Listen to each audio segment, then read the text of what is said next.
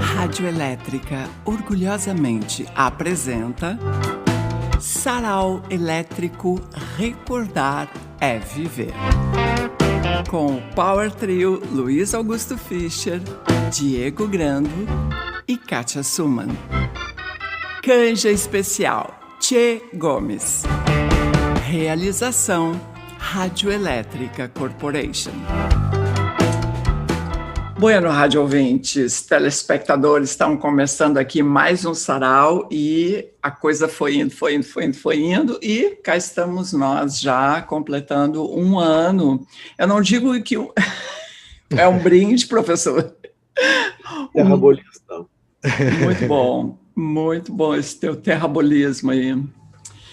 Um ano de sarau fora do Ocidente. Na verdade, essa data de hoje marca isso, porque no dia 17 de março do ano passado, a gente tinha um sarau marcado com um professor que tinha recebido uma reação adversa durante uma cerimônia de formatura. Quer dizer, a formatura de jornalismo da Unicinos. Exatamente.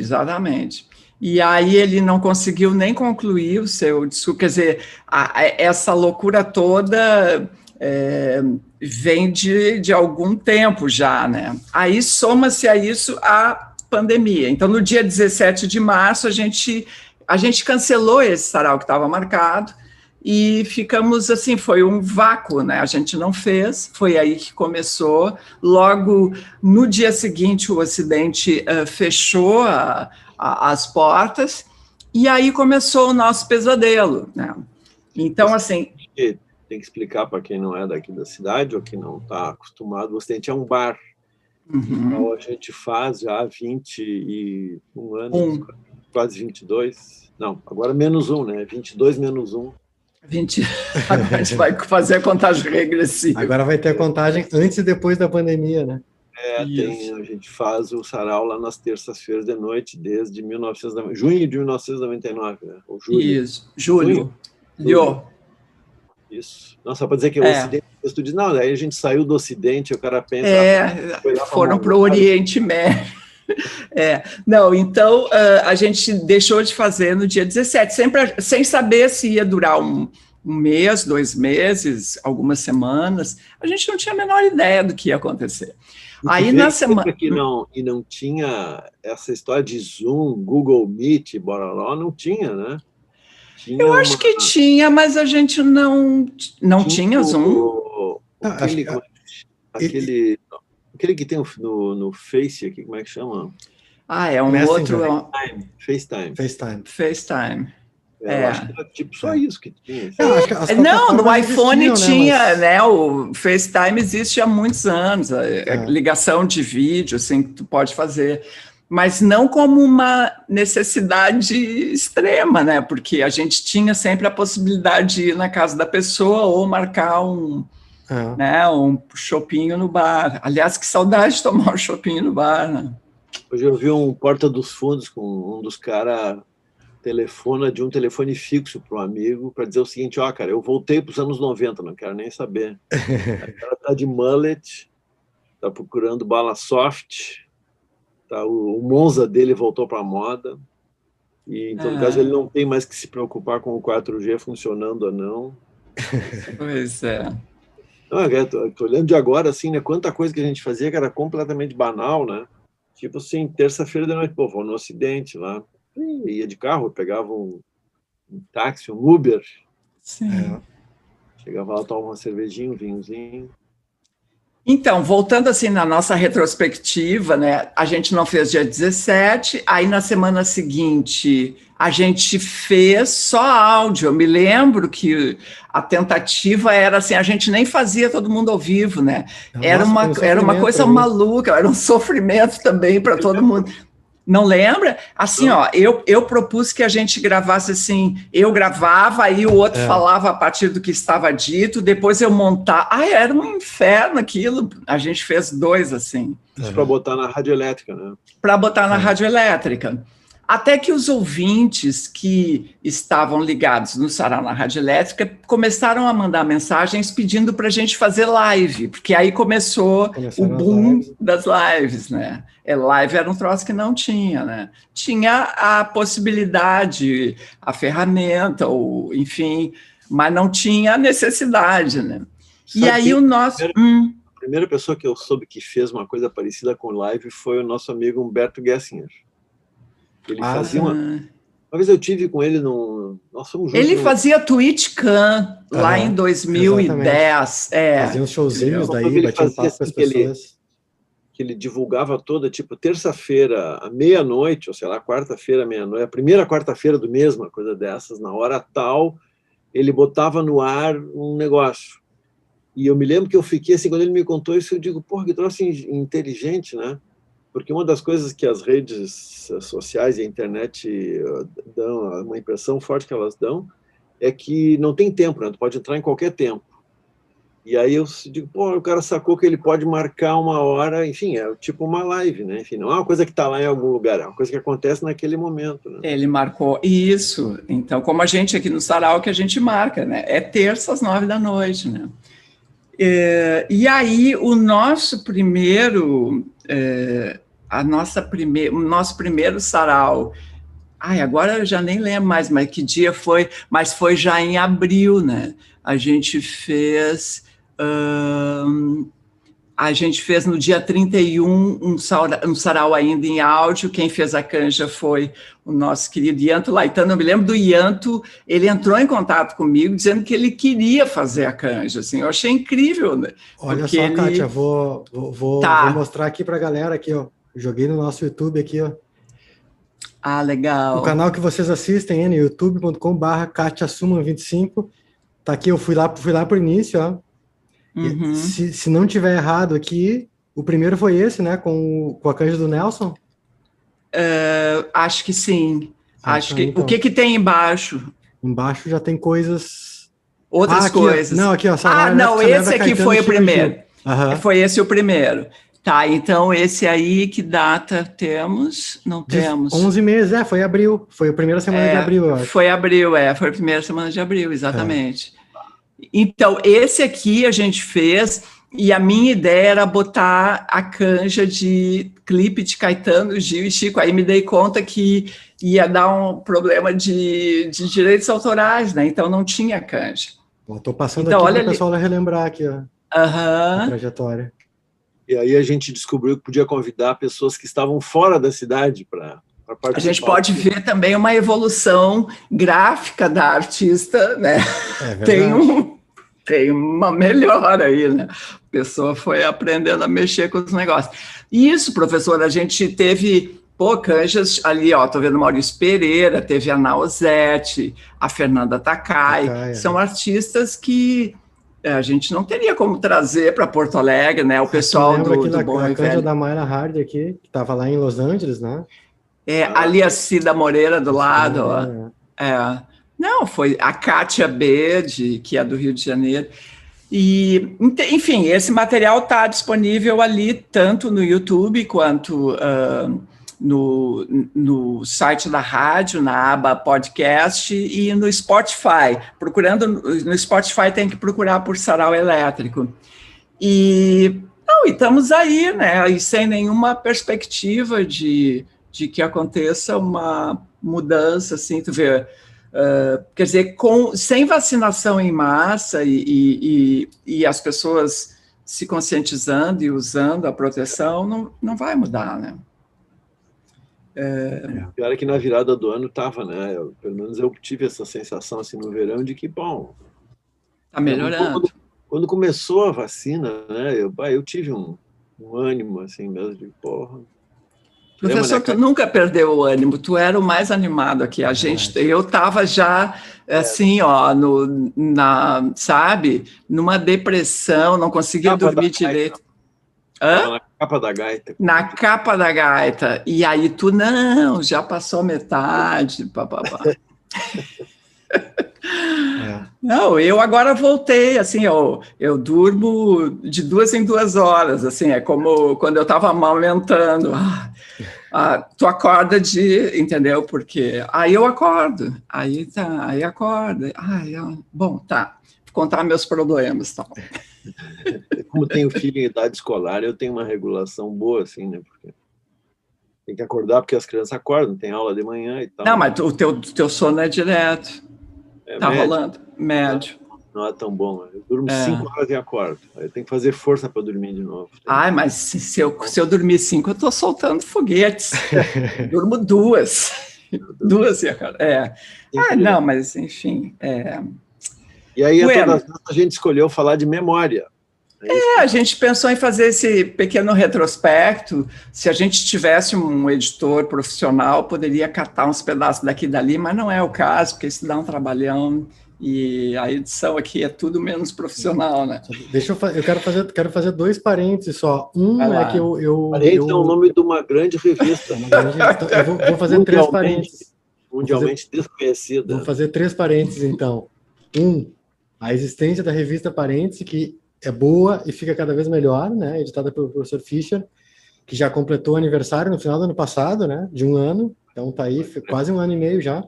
Estamos no número 66 agora. Eu ia fazer o outro comentário, que é aquele lembrete, né? Para quem quiser e puder colaborar com o Sarau Elétrico para manter aqui a coisa funcionando, pagar cancha para os músicos, tudo mais, nas despesas que a gente tem também. Tem aquela possibilidade de fazer um Pix, que aparece na tela, mas que é o e-mail da Kátia, katia@radioelétrica.com, e tem também os números de conta que aparecem em vários lugares, em vários momentos. E o terceiro comentário... Aparece um em cada lugar, assim, o cara tem que ficar atento. Tem que ficar procurando. Eu vou botar efeitos dessa vez. Tá. E aí o terceiro comentário que eu ia fazer agora é na parte da brincadeira, da bobagem mesmo. Eu queria chamar a atenção ao fato de que estou de cabelo preso hoje, para mostrar que depois de 1 ano, né, eu de fato não fui cortar o cabelo, né, não me aventurei a fazer isso, então o cabelo está cada vez maior, muito embora eu continue saindo na rua e o rapaz que mora na rua aqui por perto sempre me fala, né, acho que eu já contei para vocês: ô cabeludo, tu tá ficando careca, hein? Então estamos aí, mas agora um careca cabeludo de cabelo preso para comemorar esse ano sem cortar o cabelo. Tudo bem. Eu cortei eu própria, né? O que obviamente não deu muito certo, mas tá bem, vamos seguindo, porque cabelo crespo ninguém percebe. Bom, vamos lá, professor, o que tu pensou para ler? Eu fui dar uma olhada em velhos livros de memórias, aí peguei este aqui, ó. Que maravilha. O que é isso, companheiro? O que é isso, companheiro? Aqui, ó. Pasquim. Sabe qual é o nome da editora do Pasquim? Era Codecri. Codecri. Que quer dizer Comitê de Defesa do Crioléu. É uma sigla. Isso eu não me lembrava. Que era para... Hoje em dia seria incorretíssima a designação. Mas eles criaram a Codecri naquele momento em que quase toda a redação foi presa. E sobraram só uns 2 ou 3, o Enfio, daí pediu ajuda de não sei quem e tal. E aí os caras disseram, tem que criar um comitê. Era uma paródia dos comitês, de fato, que se fazia, né? Não, e aí tem um monte de... eu dei uma olhada em algumas cenas, esse livro aqui é de 79, 80... Não, na verdade, em 79 o Gabeira voltou para cá, né? Em 69 ele foi banido do Brasil, em 79 ele voltou com a anistia, mas antes de voltar ele deu uma longa entrevista no Pasquim, que eu me lembro, eu tinha 21 anos de idade, assim, foi uma coisa deslumbrante a entrevista dele, porque era outro mundo, né? Ele tinha morado na Europa e visto coisas que não teria visto aqui no Brasil e tal, e aí quando ele voltou, entre as quais ele contando umas experiências homoeróticas dele, que arrepiaram todo mundo, que afinal um guerrilheiro, como assim e tal, né? Não, a esquerda trimachista, como a esquerda, a direita e o centro. E ele voltou aí naquele verão, usou aquela famosa sunguinha de crochê pequeníssima e tal. É isso, né? E o Gabeira foi... Não estou falando do Gabeira de hoje em dia, nem quero falar disso, mas, enfim, ele foi um cara super, super importante, assim, realmente era uma janela aberta naquela conversa, assim, sabe? Toda a ditadura a gente passou, e mesmo depois, anos 80, ainda assim, era ou uma coisa ou outra. tipo que tem hoje em dia, talvez num grau menos alucinado, assim, mas só tinha 2 posições, né? E de repente o Gabeira abriu. Então, quase aleatoriamente, eu abri um capítulo aqui e vou ler o comecinho dele. Tenho uma grande amiga que não lê jornais. Ela construiu um minúsculo quarto de costuras em seu apartamento e passa parte do inverno consertando roupas do princípio do século. Ele está morando na Europa aqui, né? Às vezes sai para dar uma olhada no Museu de Arte Moderna, outras vezes prepara em casa um pão que aprendeu com sua avó. Ela vem de uma parte da Suécia chamada Terra Quente. De risada minha. E sempre que acontece uma coisa muito séria no mundo, costuma perguntar: como é que você explica isso acontecendo assim tão de repente? Tudo para ela foi acontecendo tão de repente. O fim da Guerra do Vietnã, a queda da ditadura grega, a Revolução dos Cravos em Portugal, os garotos morrendo no Garrote Vil na Espanha. Ela tem umas tranças bem finas, saindo de um cabelo liso e desarrumado, de forma que as tranças parecem não pertencer a ela. Com suas roupas antigas, mil tons de roxo, aquele modo de se inclinar sobre o cachimbo como quem embala uma criança, os olhos azuis apertando, ela costuma me perguntar sobre o 68 no Brasil, o ano de 68. 2 ou 3 tragadas das plantas que ela mesma cultiva com luzes especiais já está alta. So high, baby. E sigo falando sozinho, tentando recompor o tempo que nos escorreu pelos dedos, como a fumaça que vai deixando seu perfume no ar. Grilo, 10 anos não são 10 dias. Então ele está em 79 se lembrando de 69 ou de 68, né? Aí ele conta um pouco. A Avenida Rio Branco, creio, é uma avenida que começa e termina no mar. Se você sai chorando por uma das transversais, te ganham. Se você continua, os camburões eram preto e branco ou amarelo e cinza. Quantos segundos leva uma bomba de gás para estourar? Pessoal, é por aqui. Mataram um estudante. Podia ser teu filho. Você que é explorado, não fique aí parado. Povo organizado derruba a ditadura. Não, só a luta armada derruba a ditadura. Não, povo organizado derruba a ditadura. A morte de Edson Luiz no calabouço foi um novo alento para um movimento de massas que já estava em ascensão. O encontro entre a PM e os secundaristas que protestavam contra os preços e as comidas do calabouço, que era um restaurante universitário, parecia que ia ser apenas mais um encontro. Bombas para lá, gritos e vaias para lá, e todos continuariam o dia dentro da maior normalidade. O tiro que matou Edson disparou também um processo que a própria direção do movimento não conseguiria controlar. Primeiro foi o choque e o grito de ódio. Em seguida foi o corre-corre, o vai-vem, o zum-zum, sem que se soubesse exatamente o que fazer. A ideia de levar o corpo para a Assembleia Legislativa na Cinelândia foi muito importante. Com o corpo nas mãos, ninguém poderia negar aquela morte, enquanto a notícia ia correndo pela cidade, mobilizando as pessoas. De todo lado, começava a chegar gente. Se alguém não leu, eu recomendo muito. Assim, eu não reli o livro inteiro agora, mas ele dá muito clima, assim. Bom, 2 climas, né? O clima da luta contra a ditadura em 64 a 68 e o clima da época da anistia, né? 10 anos depois, quando foi meio embaralhar as cartas e distribuir de novo, né? Uhum. Muito bom. Boa lembrança. Vamos lá, então, Diego. E aí? Tá. Eu vou começar aqui lendo o final aqui, quer dizer, o final de uma longa história de um cara que trabalha muito com memória, que é o último volume que saiu no final do ano passado aqui, desse norueguês chamado Karl Ove Knausgård, né? É uma exologia, são 6 volumes que ele começou a publicar no, acho que 2008, 2010, 2010 eu acho, na Noruega. E aqui no Brasil saiu, acho que o primeiro volume saiu, deixa eu descobrir aqui, em 2013, talvez. 2013 começou a sair, e aí veio até 2017, um por ano, e aí de 2017, só agora, no final de 2020, que saiu, o último volume que tem essas 1000 e tantas páginas aqui. Legal. É maravilhoso. É maravilhoso. O último. Eu tô quase lá, só me falta isso aqui, ó, mas eu selecionei um trecho daqui que é mais do início. Então, enfim, é um projeto, esse projeto meio proustiano, assim, né, enfim, de contar a própria vida, né, com detalhes muito obsessivos por vezes. E, enfim, eu vou ler um trecho aqui em que ele tá, esse momento, a cronologia não é linear, né? Então ele começa lá o primeiro volume começa com a morte do pai dele, ele tem lá 30 anos e tudo mais, ele vai voltar para a infância, enfim, mas aqui, esse volume aqui, ele já está praticamente Ele está, no final aqui, ele já está escrevendo este livro aqui. Ah, eu estou no último volume da série e tudo mais. Enfim, mas aqui eu estou no início ainda, isso aqui é lá por 2009 ou 2010. Ele foi fazer compras no supermercado, e aí ele meio que tem uma espécie de epifania, assim, e ele começa a lembrar de algumas coisas da infância, especificamente dos supermercados e do ato de fazer compras quando ele era criança. Então, eu pego do meio aqui para ler esse trecho aqui. Na minha infância, uma época que para os meus filhos pareceria tão distante quanto os anos 50 dos meus avós tinham sido para mim, o pão era vendido em sacos de papel. E o sabor e a consistência mudavam de um dia para o outro, desde o sabor incrível e fresco do pão recém-assado, com a casca crocante, os farelos macios e úmidos, até que a última casca dura e seca fosse comida 2 ou 3 dias mais tarde, com todos os sabores e consistências entre uma coisa e a outra. Muitas das outras famílias guardavam o pão em um saco plástico assim que chegavam em casa.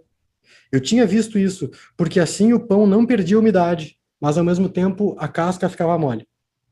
Na minha casa, guardávamos o pão em um saco de papel. Assim a casca estava sempre crocante, enquanto a umidade se perdia. Na época não havia muitos tipos diferentes de pão, eu me lembrava apenas de 5. Kneipp, pão integral, Wittenberg, pão sovado e um outro tipo de pão que apareceu quando eu tinha 8 ou 9 anos, chamado Graham. Isso era tudo. Eu havia me tornado um homem dos velhos tempos. E tinha sido bem rápido. Pensei enquanto eu me virava em direção às prateleiras do pão fresco. Agora ele está lá em 2009, né? Eles vendiam 7 pãezinhos por 10 coroas. E eu peguei um dos sacos de papel feitos para as baguetes francesas e o enchi com 7 pãezinhos, enrolei a ponta, coloquei-o na cesta em direção aos laticínios, pegando um pacote de café e uma garrafa de 1,5 litro de Pepsi Max no caminho. Também me lembrei do supermercado onde os pães eram comprados. Me lembrei da parte de fora e também da parte de dentro. Me lembrei de quando o haviam construído, de como primeiro haviam montado uma enorme superfície de concreto a umas centenas de metros da nossa casa e da loja que aos poucos foi sendo erguida em cima daquilo, tendo ao lado o orgulhoso nome, como se fosse um barco. B-Max era o nome do supermercado. Quando vimos aquilo, o lugar passou a se chamar B-Max. Um lugar como todos os outros nas redondezas, como aí eles citam os nomes dos mercados. Mesmo depois que a loja mudou de nome, ela continuou a ser B-Max.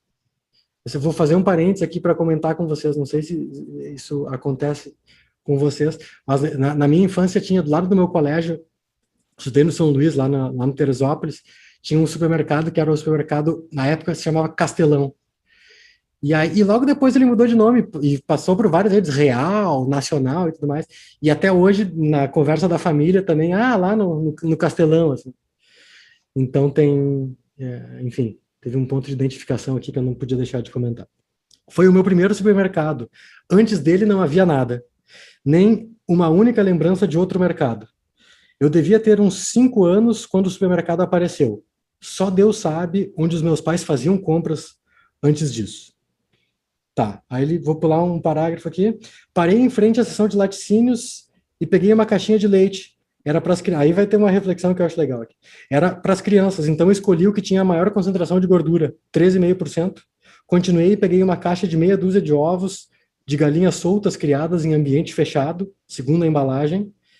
E então deixei meu olhar correr para ver se eu encontrava outra que dissesse de galinhas maltratadas criadas em gaiolas minúsculas, mas não encontrei.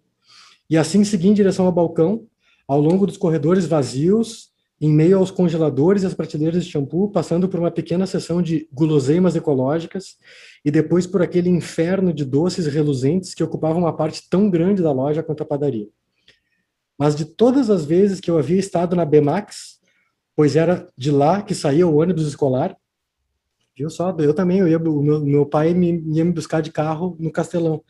E era para lá que eu corria com o dinheiro do meu pai, ao menos 2 vezes por semana, ao longo de muitos anos. Eu tinha apenas uma lembrança.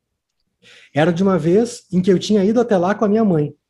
Eu tinha visto uma placa anunciando que os potes amarelos de Nesquik, ou seja, de chocolate em pó, custavam apenas 1 coroa. Era tão barato que talvez a minha mãe pudesse comprar. É só uma coroa, eu dizia enquanto puxava pela mão até onde o anúncio estava pendurado. Mas o anúncio dizia menos uma coroa. Como? Eu disse. Custou uma coroa. Não, ela disse. Está custando uma coroa a menos do que o normal. É diferente. E assim, eu acabei sem nenhum pote de Nesquik. Mas esse episódio não saiu da minha cabeça. Por que justamente esse? Havia miríades, sim, toda uma constelação de acontecimentos daquela época. Só para fechar uma reflexão sobre o presente. Parei em frente ao caixa da esquerda. Havia 2 pessoas na minha frente e as 2 tinham tão poucas compras que as carregavam nas mãos, como era comum naquela hora do dia. À tarde o lugar estava sempre cheio e todos puxavam os novos cestos com rodinhas às costas. Era uma das visões mais tristes que eu conhecia, porque toda a dignidade humana desaparecia no mesmo instante em que as pessoas começavam a puxar cestos às costas. Havia um elemento de fraqueza e de falta de caráter no ato de puxar os cestos em vez de carregá-los. Aquelas rodinhas pequenas e limpas, os longos puxadores pretos, os cestos que seguiam as pessoas como se fossem cachorros. O rumor das rodinhas que se tornava ensurdecedor assim que você começava a prestar atenção a ele. Eu ficava desanimado só de pensar naquilo. A vida não devia ser notada. Era para isso que nos esforçávamos. Mas por quê? Para que pudéssemos escrever: aqui jaz uma pessoa que gostava de dormir nas lápides. E aí esse então é o Karlov Knausgaard, nesse volume final, chamado justamente O Fim. O Fim. Legal. Eu queria, antes de ler, falar que hoje eu não sorteei mais, mas eu vou sortear, vamos sortear mais livros do Sarau Elétrico aqui, porque os ouvintes são muito legais, né? Vamos combinar. Os ouvintes e telespectadores que nos acompanham aqui dão um gás, sem dúvida, para a gente seguir adiante, né? Bom, entre nós aqui, Kátia Sumão, eu queria dizer que entre nós, tu já escreveu um livro de memórias.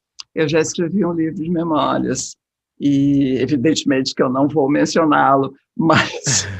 Mas é preciso dizer que há um baita livro, né? Ai, obrigada. Não, mas é assim, não é para ficar puxando o saco aqui, embora eu também goste de puxar o teu saco, mas não, é porque é um livro muito bom mesmo, assim.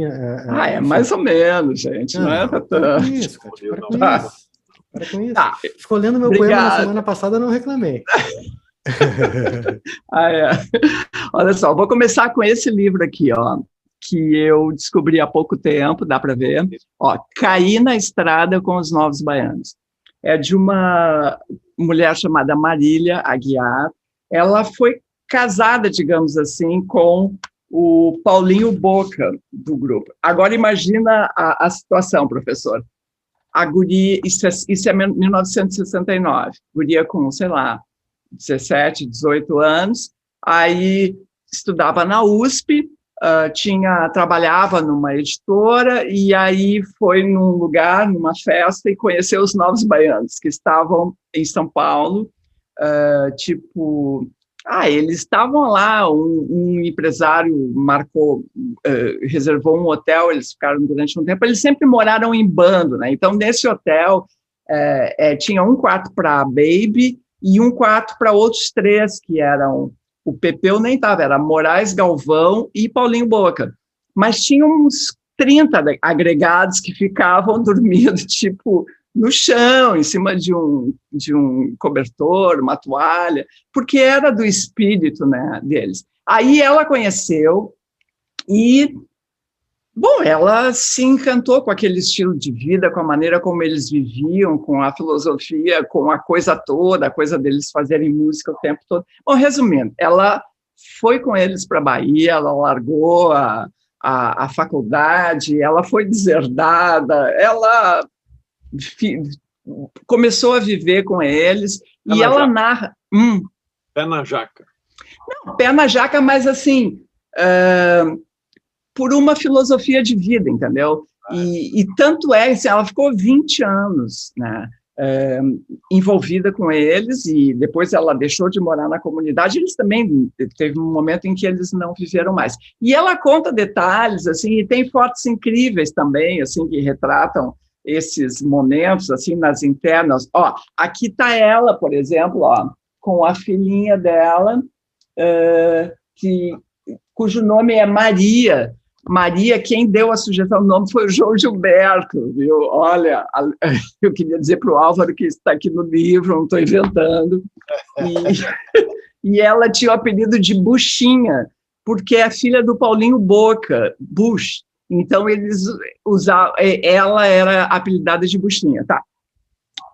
Ela conta várias coisas, enfim. Então, foi difícil aqui selecionar. Ela fala da questão da gravidez, né? Porque eles não evitam, eu não vou ler essa parte, mas eles achavam assim que filho era uma coisa natural, não era para ser evitado e nem era para ser assim forçado para engravidar. Então tudo era natural e orgânico, né? E que ela ficou grávida, ela nunca fez um pré-natal, ela só foi assim, quando foi ter o filho, sentiu a contração e foi para o hospital. Então assim, era tudo, né? Ela dizia assim, não, porque gravidez não é doença, né? Eu me identifiquei muito porque eu fiz a mesma coisa no meu primeiro filho, nasceu em casa e tudo. Eu era tri-riponga também, mas eu não morava em comunidade. Então, dizia assim, eles moraram durante um tempo num sítio no Rio de Janeiro, nesse sítio que era num lugar mais afastado, que hoje nem é tanto, onde lá é que ia Não era lá, o João Gilberto já frequentava o apartamento que eles moravam no Botafogo antes. Bom, viver em comunidade, no cantinho do vovô, era esse o nome do sítio, era o melhor dos mundos para muitos de nós, mas não para todos. Havia regras explícitas ou veladas, questionamentos e até mesmo reprovação de comportamentos e atitudes. Assim como acontece em qualquer família tradicional, nós também convivemos com o detestável costume de julgar, rotular e tentar impor convicções. Todas as pessoas moradoras do sítio ou não, e tudo o que faziam, acabavam recebendo o crivo de careta, por fora ou o quente, né? Eram as categorias. Ter uma empregada ou uma babá, nem pensar, era careta. Abrir conta em banco, coisa de careta. Dar autorização para a música entrar na trilha sonora de alguma novela, não podia. Novela era por fora. Não querer dividir as roupas e outras coisas pessoais com todo mundo, super careta, eles tinham isso. Tudo era de todos, né? Então todo mundo podia usar tudo, não tinha ninguém, o conceito de propriedade não existia. Deixar os filhos pequenos na casa da mãe para curtir uma praia com os amigos, por fora. Colocar nossas crianças na escola, ainda estava cedo para decidir, mas parecia bem careta. Cumprir algum compromisso marcado pela gravadora em horário que fosse atrapalhar o futebol diário, não dava mesmo. O quente era jogar bola. Inclusive, no apartamento que eles moraram, eles faziam o tradicional jogo diário na sala, com bola de meia, mas tinha o jogo todo dia para delírio do morador de baixo, né? Bom, diversas vezes foram ditas palavras homofóbicas e ocorreram atitudes bem machistas entre os novos baianos, vindas da parte de alguns, mas com a cumplicidade de outros. Apelidos e risinhos irônicos eram comuns nas conversas sobre a sexualidade das pessoas. Isso aí ninguém escapa, né? Era uma coisa da época, mesmo entre os hippies, entre a esquerda, entre os mais avançados, o machismo e a homofobia sempre estiveram lá, né?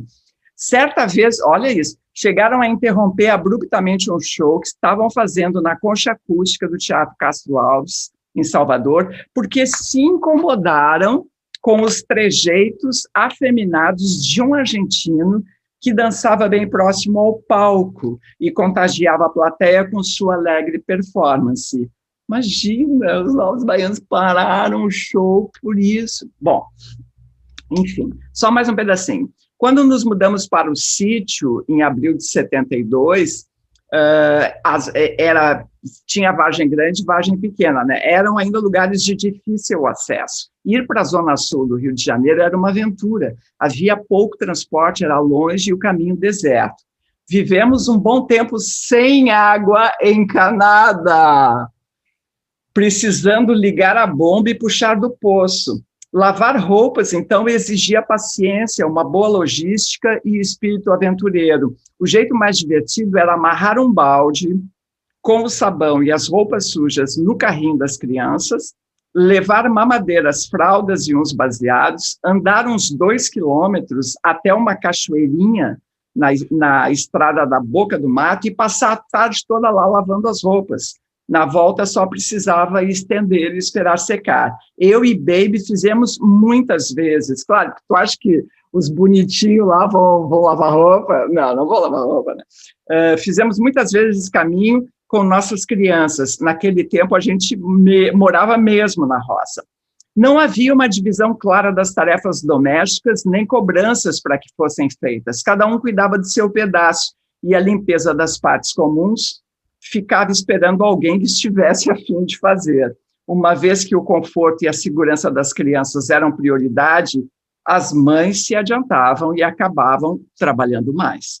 O banheiro, professor, fico imaginando o banheiro do sítio só recebia uma boa faxina em dia de jogo do Vasco ou do Flamengo. Quando, aí diz assim, as namoradas, os amigos e as meninas da Zona Sul, que apareciam no sítio de vez em quando, namoravam alguns dos integrantes, demonstravam claramente todo o nojo e desprezo que sentiam por aquele jeito de viver. Acho que também percebiam nosso tom crítico ao seu comportamento considerado fútil. Éramos mesmo muito diferentes. Daqui, então, Novos Baianos, Caí na Estrada com os Novos Baianos, de Marília Aguiar. É bem bacana e adorei ele. Preciso fazer uma colocação. Vocês, enfim, acho que é o Álvaro, né? O Álvaro não vai acreditar mesmo. Mas vocês também não vão, mas é a pura verdade. Tanto do Álvaro Magalhães, né? É isso. Álvaro Magalhães é personagem do Sarau. Ninguém vai acreditar em mim, mas é pura verdade. O argentino mencionado no livro, Kátia, que estava dançando, eu conheço. Ah, não! É um cara chamado... É um poeta... Está inventando. Sério. É um poeta argentino chamado Fernando Noy. Podem procurar ele no Facebook, Noy, N-O-Y. Eu vou achar essa cena, se eu conseguir, vou botar aqui no YouTube. Aí, assim, ó, eu conheci ele 2013, alguma coisa assim, num festival de poesia que eu fui participar no Canadá, e aí a gente se conheceu e tudo mais, e ele se apresentou, oi, tudo bem? Não, é porque ele tinha uma relação forte com o Brasil, né? A gente ficou amigos porque ele viveu, acho que quase 20 anos no Brasil, amigo do Caetano, amigo de toda essa turma aí. Ele é tradutor ele traduziu a Adélia Prado para o espanhol e tudo mais, é um cara super interessante, faz uns shows meio sei lá qual é o termo, transformismo, alguma coisa assim, que foi cantor de cabaré, assim, é uma figura enlouquecida, e ele tinha vindo para o Brasil naquela época fugindo da ditadura, tinha uma coisa de família, da ditadura argentina, tinha uma coisa de família que parece que o pai dele tinha algum vínculo com os militares, e o avô dele falou assim, olha, vai-te embora daqui antes que... E aí acho que no mês passado, ele postou no Facebook dele uma foto dele dançando e contando a história que estava rolando o show dos Novos Baianos, eles interromperam o show e tudo. Eu achei que ia dizer, Diego, que o nome dele era Álvaro Magalhães. Não, nós vamos ter que convidar o Álvaro um dia para participar do Sarau. Sarau da Mentira. Já tem tema Sarau da Mentira. Além de ser um querido, ele é violonista clássico, entendeu? Ele é detector de mentiras. Ele tem... Não. Olha a sacanagem aí, Ovinho. Tá, professor, vai lá. Vou ler um trecho desse livro aqui, que eu nunca terminei de ler, mas é um livro... Eu também nunca terminei, mas é legal. Caderno de Memórias Coloniais, da Isabela Figueiredo. É uma portuguesa, enfim, ela é portuguesa, mas ela nasceu lá. Isso aí, ela nasceu em Lourenço Marques, atual Maputo, lá em Moçambique. E o pai dela era um eletricista que foi para lá trabalhar. E o livro é duríssimo, assim, porque tem duas grandes, como é que eu posso dizer assim, duas zonas cinzas, né? Duas sombras, assim. Uma é que ela desvela muito do preconceito dos brancos portugueses que moravam lá, enfim, eram donos, né? Eram os senhores coloniais daquela terra. E aí ela conta, inclusive, coisas assim, enfim, pesadas, né? Do tipo, os homens se reuniam, os maridos, né, se reuniam para domingo de tarde ir nas negras, né? Porque elas tinham as conas largas e tal. E o outro lado é uma coisa mais sutil, assim, que eu não sei bem onde é que vai acabar, porque como eu não terminei o livro, não sei, né? Mas é uma enorme luta dela contra o pai dela. O pai dela Relação com o pai. É um negócio duríssimo. Né? Mas eu vou ler um trechinho aqui de um pós-escrito do livro, porque, enfim, é interessante, porque é isso, ela é filha de um português, nascido em Moçambique, mas de nacionalidade portuguesa e tal. Né? E ela começa dizendo assim, o título do pós-escrito é O Meu Corpo e o Dele. Eu podia ter nascido brasileira. Foi quase. Gosto muito de contar essa pequena história. O ímpeto migratório do meu pai direcionou-se para o Brasil quando pensou em sair de Portugal nos anos 1950. O pedido deu entrada nas autoridades competentes, mas foi indeferido. Provavelmente ao Estado português interessaria mais povoar as ex-colônias, onde a guerra colonial estava quase a arrebentar, do que permitir a fuga para o estrangeiro de mão de obra especializada. Tudo isso, imagino eu. Não é impossível que o indeferimento tenha dependido do estado de espírito de um funcionário administrativo. O manga de alpaca, o burocrata, né, poderia estar apenas indisposto por não ter tido tempo para o seu café. Levantou o carimbo do indeferimento e, num esgar de péssima disposição, vingou-se, deixando-o cair sobre o impresso que calhou de ser o do meu pai. A vida tem dessas coisas, nunca saberemos. A especulação selvagem apraz-me a partir do momento em que o apuramento dos fatos se torna impossível. Aí ela conta, então, como é que ela, o que era Brasil para ela. Ela nasceu com essa ideia, né? Cresceu com essa ideia de que queria ser brasileira. Daí ela conta Rio de Janeiro, Brasília, Índios, Elis Regina, Chico Buarque, Nara Leão, Bethânia, Roberto Carlos, o gigante Nelson Ned, tudo isso eram as figuras que ela tinha lá. Né? Os livros da infância, Jorge Amado, Érico Veríssimo, Cecília Meirelles, os quadrinhos todos milhares, e Florinda Bolcan, Guioná Magalhães, Emerson Fittipaldi, Pelé, meu Deus, o Brasil, que mundo, que civilização, quem é que não queria ser brasileiro? Pouco tempo depois da minha chegada a Portugal, quando eles voltaram, né, apareceram na televisão, voltaram quando eles foram para Portugal, a metrópole, apareceram na televisão portuguesa as novelas da Globo, novidade que animou os nossos inícios de noite.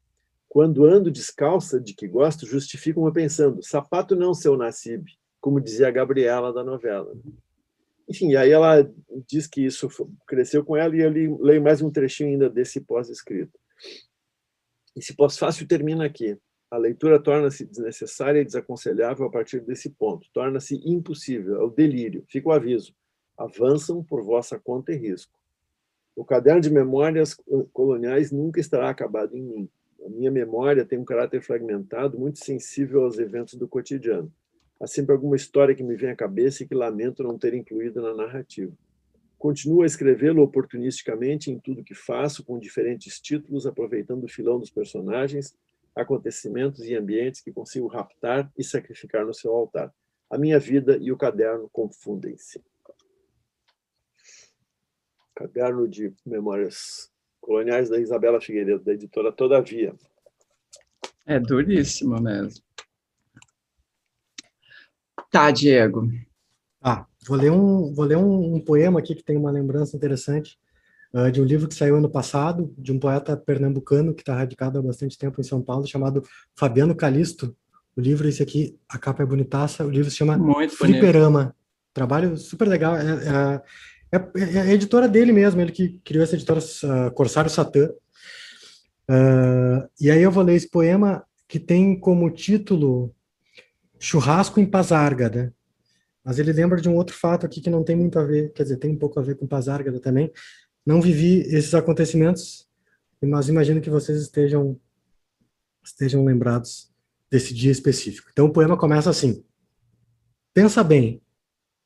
5 de julho de 1982, estamos numa lanchonete de posto de gasolina, TV ligada, meio-dia, bebemos cerveja e refrigerante, torresminho com limão, mortadela e biriba, mordemos o que podemos.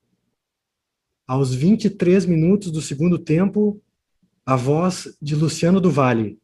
Boa abertura, Falcão. Cerezo passou para receber, Falcão limpou, vai bater, bateu. Gol! Só mesmo o Falcão com toda a categoria, com toda a habilidade. Pensa bem, nós, severinos de mesmas águas de Pias, filhos de mesmas Marias e de mesmos finados Zacarias, de mesmas Sesmarias, na fila da mesma fria ruína desses dias, mesmos subúrbios, favelas, vilas, cortiços, periferias, defendendo a alegria contra a parada cardíaca, vivendo a vida, contrariando as estatísticas. Pensa bem, escancaramos a goela coletiva, acendemos as velas, molhamos a caveira, brindamos, nos abraçamos, nos beijamos, choramos. Enquanto isso, um poema adentra o corpo e trapaceia a morte. Fabiano Calisto, não sei se localizaram aí. Qual foi o jogo, professor? Não me lembro com quem era, mas me lembro perfeitamente do gol. Brasil e Itália, né? Eu vi aqui que foi a tragédia, o 3-2, né? Esse foi o gol do empate do Brasil. Que maravilha. Copa de 82, e aí... Na verdade, eu tive uma lembrança associada que eu não posso contar aqui, porque, enfim, era outra coisa. Tinha uma namorada e tal. Melhor não falar sobre esse assunto. Tá. Aliás, Kátia, sabe que antes do negócio dos hippies, ele estava me lembrando, nós somos mais novos que essa mulher, autora desse livro, né? Eu sei que eu me lembrei de uma cena, uma vez eu estava na faculdade ainda e encontrei uma namorada da adolescência, né? E aí conversando e tal, e eu digo, pô, tô saindo de casa, tô juntando uma grana e vou morar com os camaradas, não sei o que. Um clássico. Aí eu contei que eu tinha comprado um som. Um som queria dizer um 3 em 1, né? Ou 2 em 1, sei lá, não sei o que era. Um toca-disco, né? E aí ela, que tinha bastante grana, me olhou e disse assim, que som que tu comprou? Aí eu digo, comprei um som. Aí contei que era o som, né? Assim, que era o melhor que eu podia comprar, me endividei para comprar aquela porra. Ela me olhou e disse assim, o que tu comprou? Não sei o que, não sei o que, não sei o que. Eu digo, eu bem feliz, sim. Ela disse assim, tu tá te aburguesando.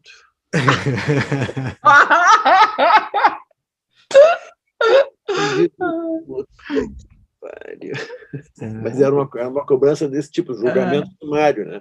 Foi comprar iPhone, né? iPhone, se ferrou.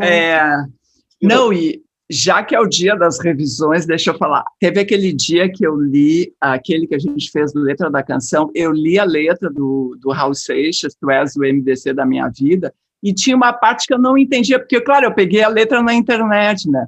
Que aí ele dizia assim, estava escrito assim, o meu Samsung Garrar Gradiente. Tá, Garrar e Gradiente eu me lembro dessas, mas Samsung, isso aqui que era o 3 em 1 Garrar Gradiente, só que o cara que escreveu, botou a letra na internet, não tinha essa referência, ou então aí ele botou Samsung Garrar Gradiente, e eu li, e na hora não me ocorreu, mas é o 3 em 1, claro, clássico, né?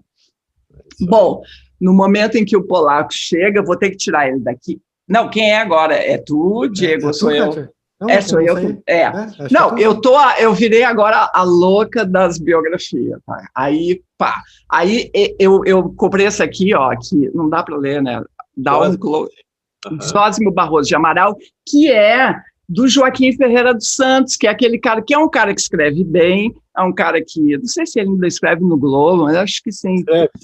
Escreve. E eu descobri que ele também escreveu a biografia da Leila Diniz e do Antônio Maria, que eu já encomendei. Essa aqui do Zósimo, ela tem o quê? 600 e poucas páginas, eu estou no começo ainda. Mas é uma delícia, assim, de sacar esse momento do Rio de Janeiro. Eu vou ler um trecho aqui que fala mais no Ibrahim Suede do que no Zósimo, porque o Zósimo ainda era um garotão, um cara bem nascido e tal, que não tinha muito o que fazer, largou 2 cursos na faculdade, não tinha muito, não se encaixava em nada, e tal. O pai também já era um cara que tinha essa coisa, né, do cara que não faz nada, vive de rendas e frequenta bons clubes, se veste bem. O pai dele era assim, e ele acabou se especializando em descrever esse estilo de vida, né? Mas então, vou falar um pouquinho aqui do Ibrahim, que começou, então, em meados dos anos... não, ele está falando aqui...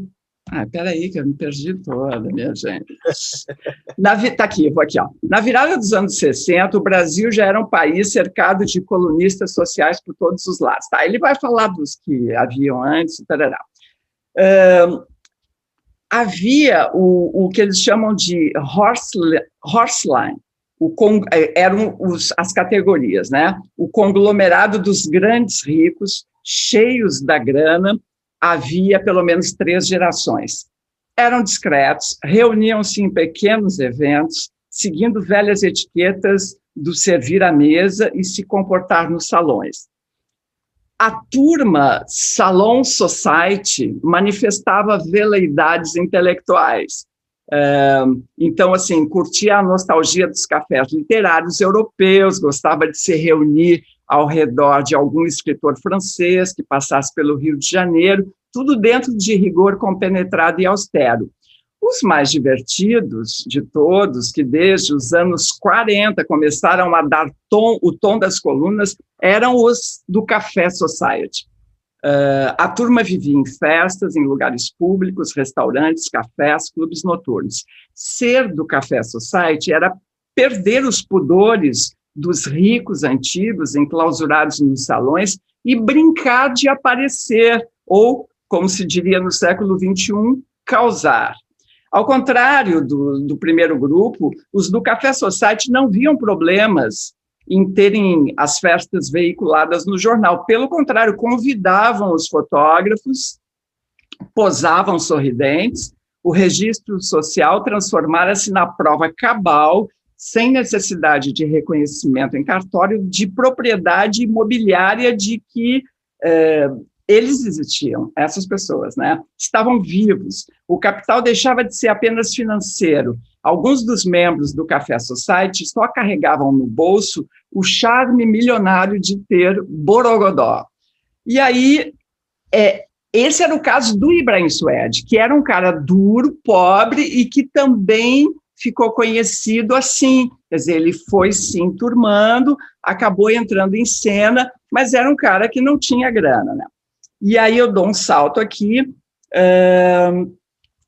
e aí, assim, um dos diferenciais do Ibrahim, que todo mundo, assim, ele não escrevia bem, mas ele tinha uma habilidade para cavar furos, né? Ele introduziu esse negócio de furo na coluna social, que era um troço morno, assim, tipo, fulana de tal usou um vestido não sei o quê, a prataria da família, eram coisas assim de salão, mas uma coisa muito restrita e muito careta, né?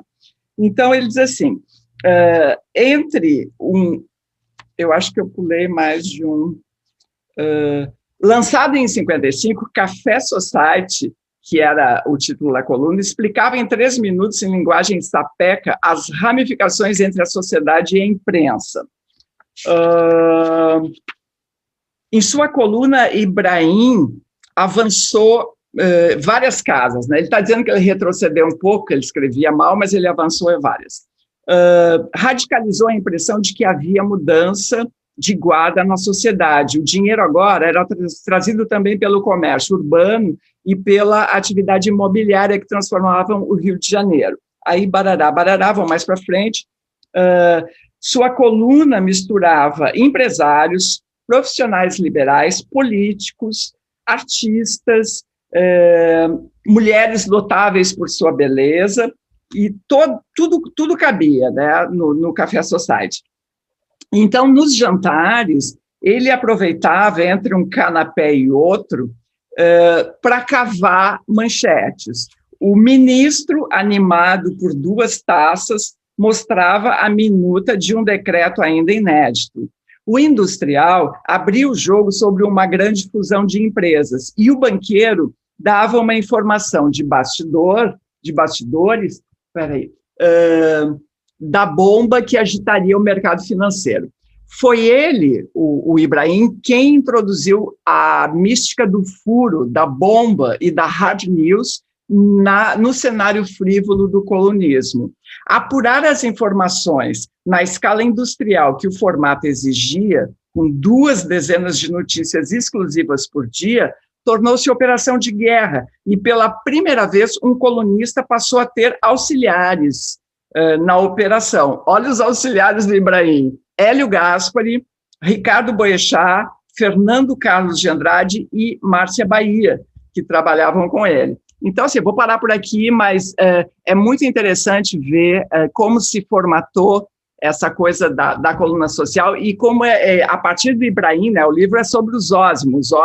Aí o Ibrahim teve uma coisa assim, ele ia para Brasília, ele era amigo do João Goulart, aí ele trouxe umas notícias lá elogiando, ele estava em Brasília, aí veio para o Rio, publicou, e no dia seguinte, ou sei lá quantos dias depois, o Carlos Lacerda, que era o oponente do Goulart e era o governador, mandou uma carta para o Globo, furioso pelas notícias e tal, e aí saiu uma carta do Lacerda dando um puxão de orelha no Ibrahim ao lado da coluna dele, e isso não tinha sido avisado pela direção do Globo. E aí ele pediu demissão, foi para um outro jornal, um jornal menor, e ficou milionário, porque ele começou a ganhar, fazia jabá, né? Direto com a publicidade, com os industriais e tal. Tá, chega. Vamos lá, mas é muito legal, professor. Se deixar, eu fico falando até amanhã. Eu não sei se sou eu agora ou é o Diego. É tu. Depois de mim é tu. Eu ia dizer que me lembrei, tu falando da coluna social, eu li alguma vez, não me lembro aonde, que coluna social desse jeito que existia, né, antes do Ibrahim, é um negócio criado no final do século XIX, quando teve, enfim, chamado encilhamento, teve uma mega inflação, muita gente caiu, ganhou dinheiro, perdeu e tal, e que a coluna social era uma arbitragem feita pelo jornal para dizer que não bastava ter muita grana, tinha que ter estilo. Enfim, a tal da boa sociedade, né?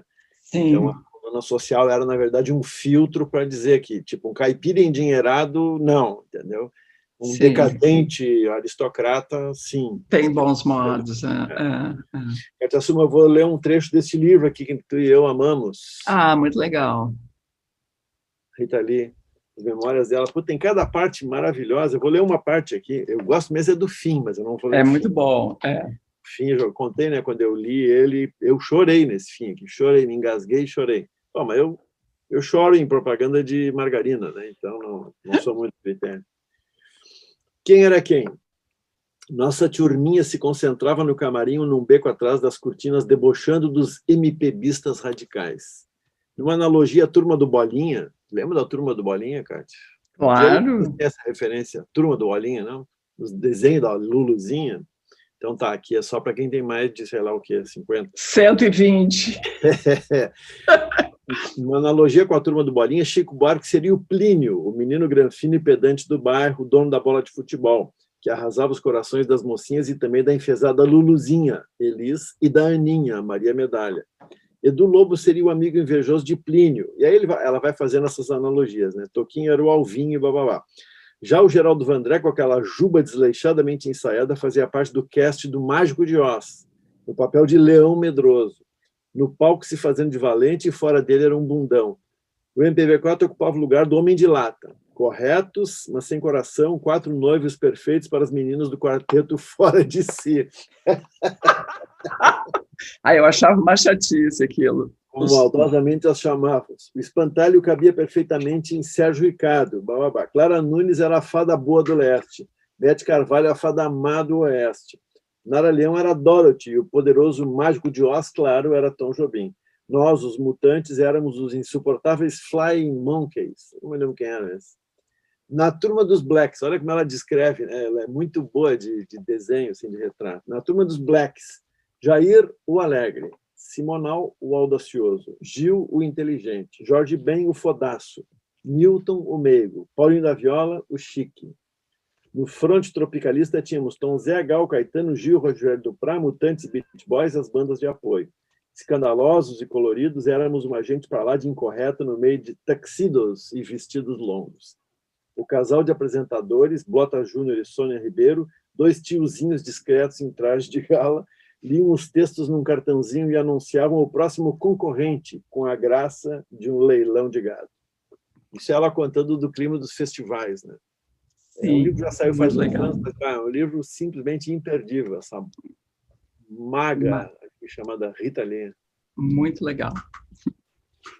Então tá, Diego, vamos lá. Tá, eu vou ler, aproveitar que é a última rodada, eu vou ler 2 poemas, eles não são muito longos, só porque são 2 poemas que eu acho que acabam se tocando por não terem, por serem uma espécie de leitura de memória ao contrário, ou seja, uma coisa que talvez voltada ao esquecimento ou aquela memória que a gente não tem como controlar porque não é necessariamente a nossa. O primeiro que eu vou ler é desse livro, dessa coletânea de poemas que também saiu ano passado, dessa poeta polonesa, cujo nome eu sempre tenho sucesso em pronunciar, né, a Wisława Szymborska, né? Saiu mais um volume aqui de poemas selecionados da Wisława. Essa aqui saiu ano passado. E esse poema aqui tem como título, um título bem específico, dia 16 de maio de 1973. E o poema diz o seguinte: uma dessas muitas datas que já não me dizem nada. Para onde fui nesse dia, o que fiz, não sei. Se perto tivessem cometido um crime, eu não teria nenhum álibi. O sol brilhou e se apagou sem que eu me desse conta. A terra girou sem meu registro na agenda.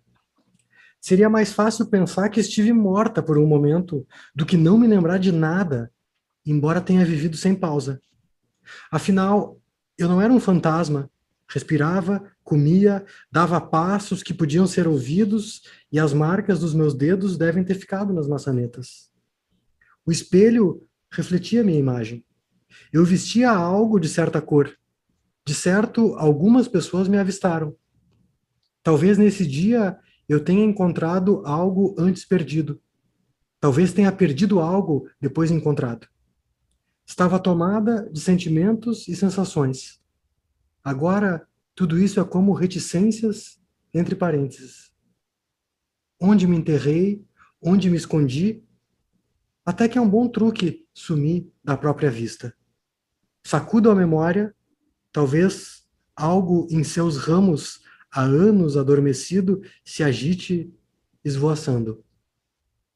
Não, está claro que exijo demais, pois quero um segundo inteiro. Que lindo poema esse aí, gente. Ah, que coisa, né?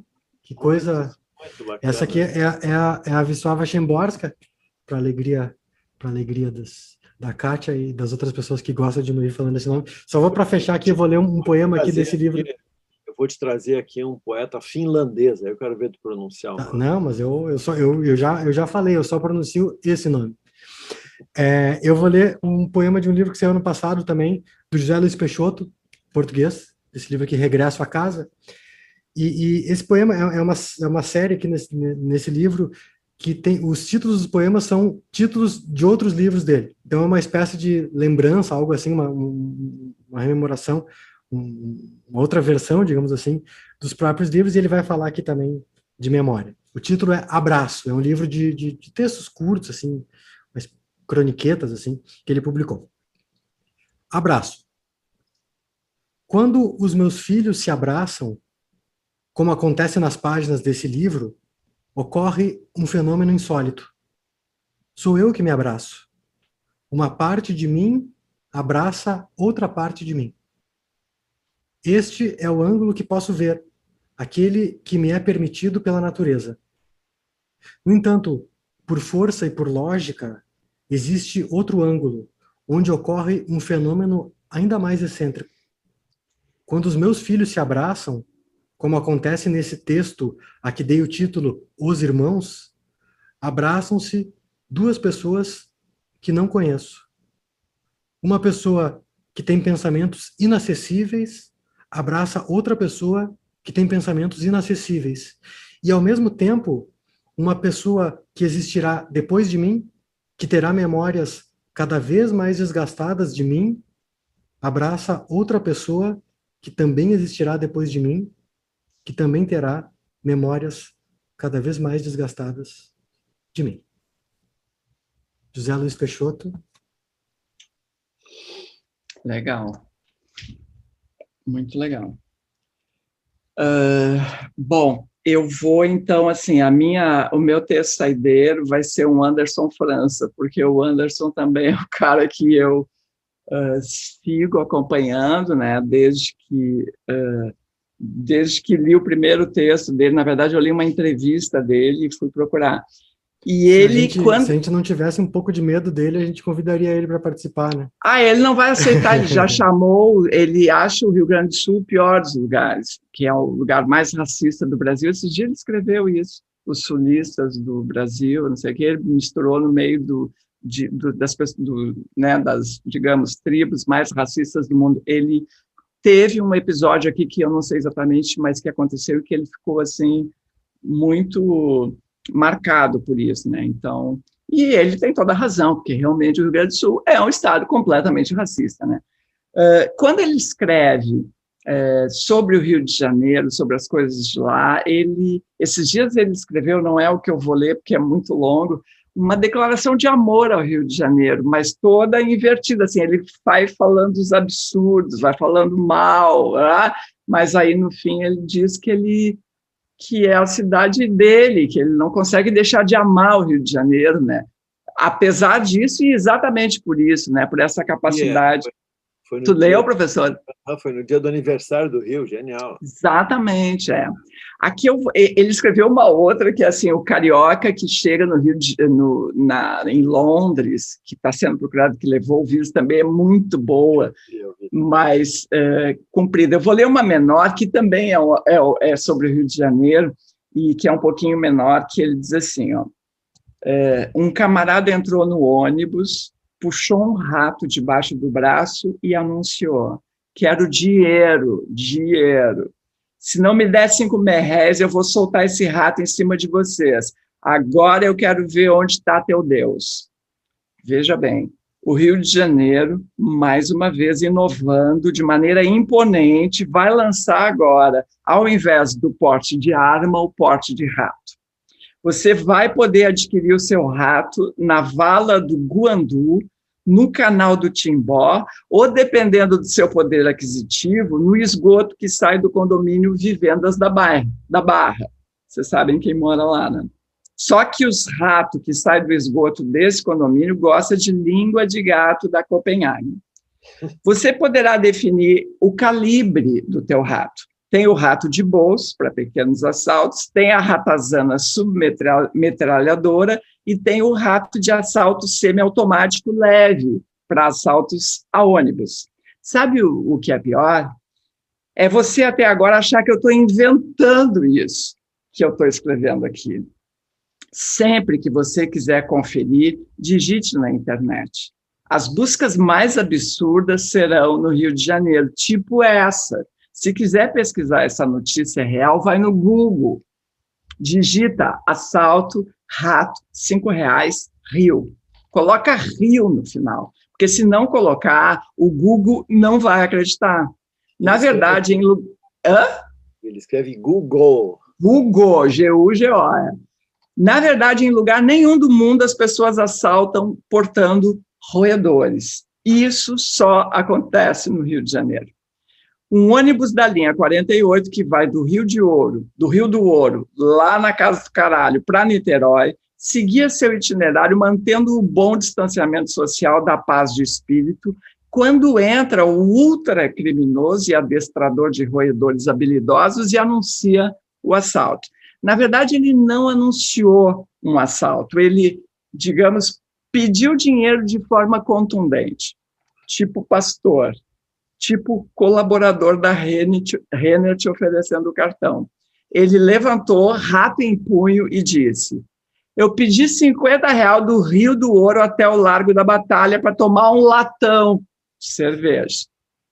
Tudo bem, eu vou baixar o preço.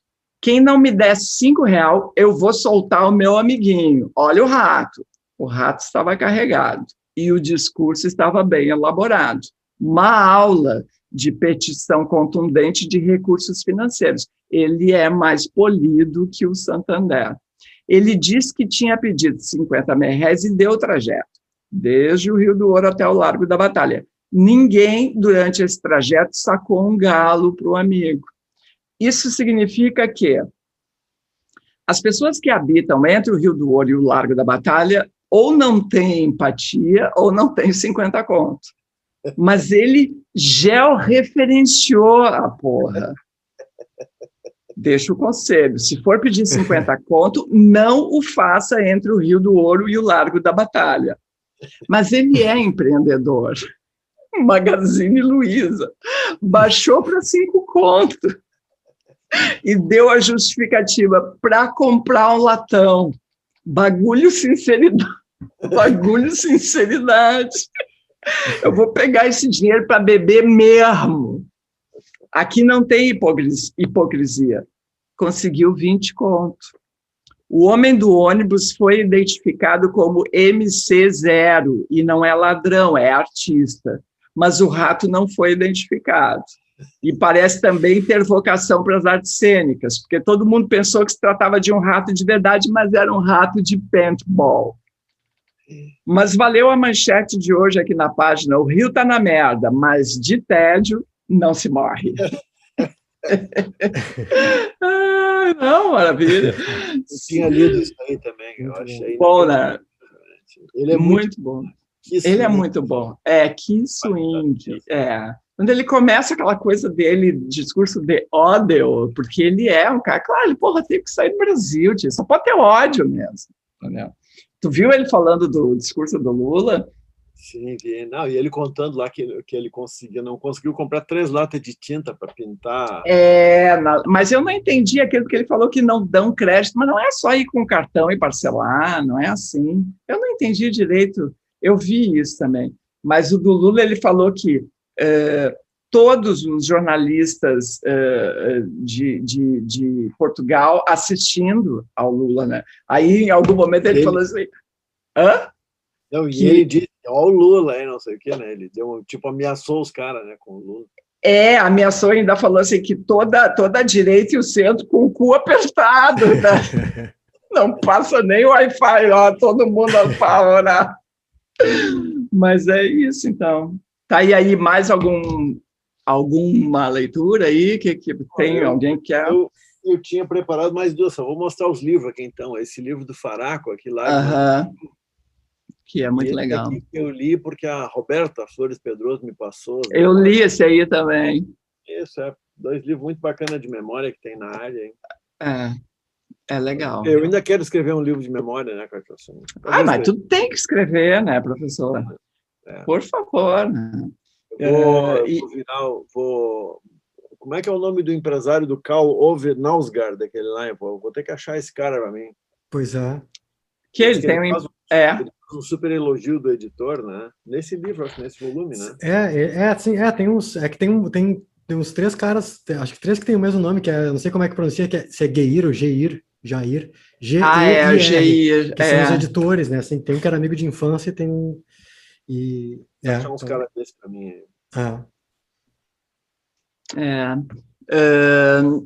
Mas tu precisa de editor para quê, professor? Tu faz aí o negócio.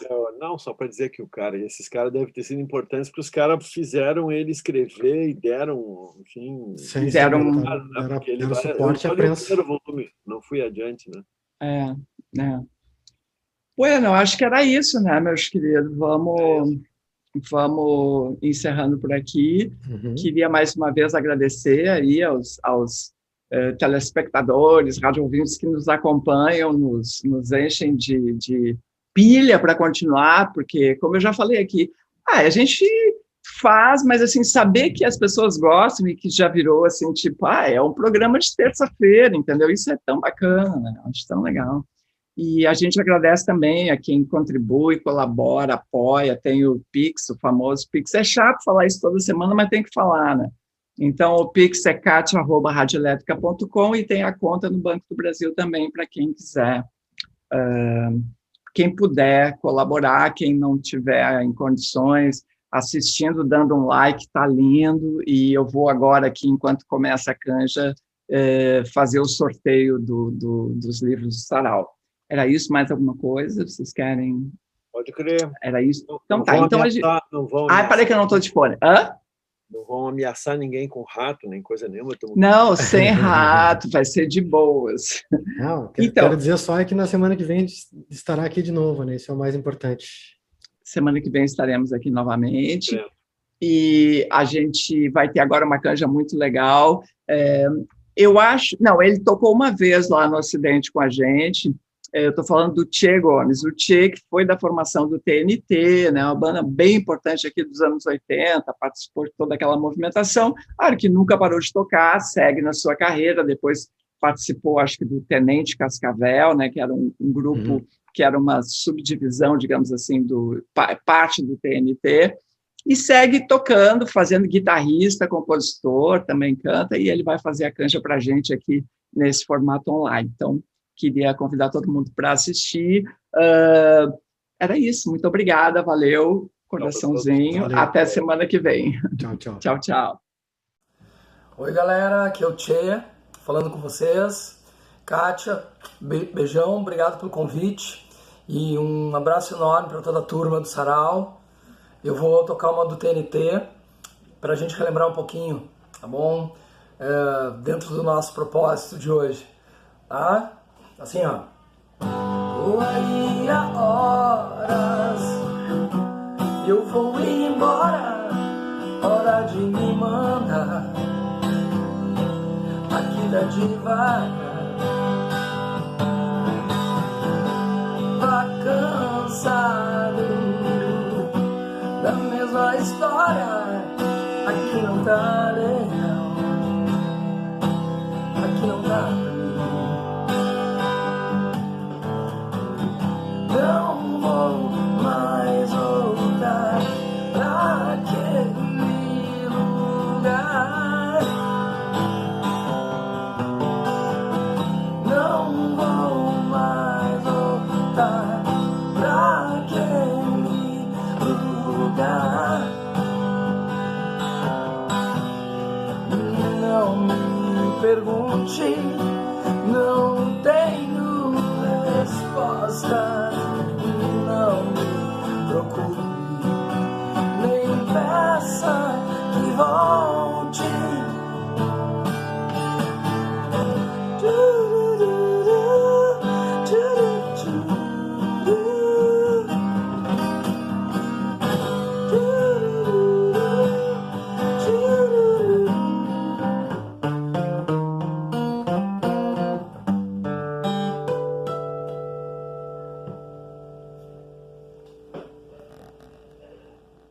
Beleza, gente? Vamos fazer mais uma outra, então, do TNT, do segundo álbum.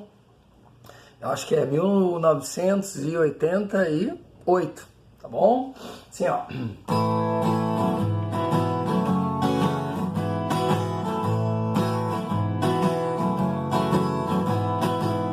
Ela era irmã do Dr. Roberto. Eu era apenas um rapaz pobre, então não nasci pra ela. Não sei como é que eu vou dizer pra ela. Tudo que eu quero é viajar com ela no sol, lindo sol da primavera. Eu não me lembro do teu nome, eu não me lembro do teu fone, mas eu me lembro que te vi. Eu não me lembro do teu nome, eu não me lembro do teu fone, mas eu me lembro que ela era irmã do Dr. Roberto. Eu era apenas um rapaz pobre, então eu quero ser amigo dela. Vou falar de novo. Eu não me lembro do teu nome, eu não me lembro do teu fone, mas eu me lembro de ti. Eu não me lembro do teu nome, eu não me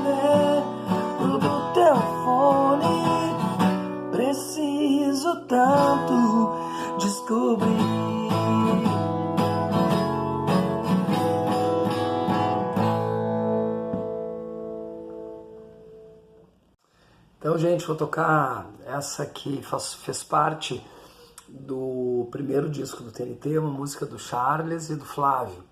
Bem? Assim, ó. Baby, já cansei de me matar.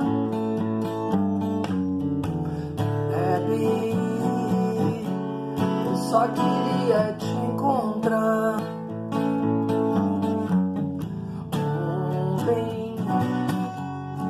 Ontem eu pude sentir. Hoje acho que eu vou chorar. Se eu tento o telefone, ela manda dizer que não tá. Se eu chamo o teu nome, é que eu preciso desabafar. Oh, oh, oh, oh. Baby, eu só queria te encontrar. Baby, eu já cansei de me matar. Oh, oh, oh. Baby, oh, oh, oh. Baby, oh, oh, oh.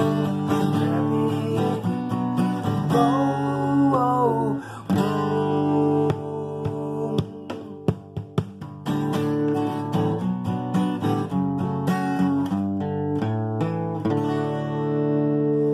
Beleza, gente?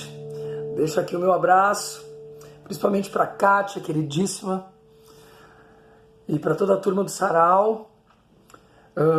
Deixo aqui o meu sentimento de saudade de poder encontrar todos vocês e que em breve a gente volte às ruas com mais consciência ainda, né, da nosso papel de cidadão aqui nesse país, tá bem? Um grande abraço, até daqui a pouco.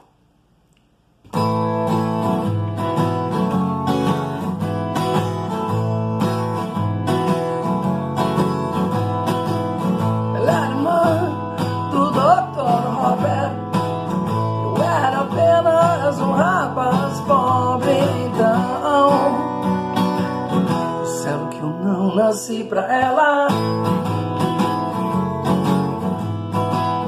Não sei como é que eu vou dizer pra ela. Tudo que eu quero é viajar com ela no sol,